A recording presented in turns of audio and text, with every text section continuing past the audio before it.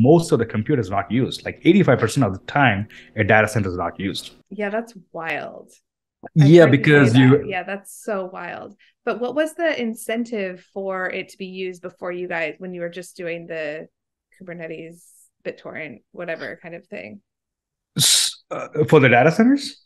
Or for So, yeah, like, what was the business model to keep the decentralized system functioning? Because, like, there have been decentralization isn't necessarily new to blockchain. It's more just that it's incentivized, and so it's reliable now, right? Like BitTorrent has been around forever, but it was unreliable, I guess you could say. Right. Yeah. Right. So we were closed source software. I mean, we were not open source before crypto or before like blockchain. We were closed source. So we were charging license like a traditional software company. Makes sense. That didn't work out really well.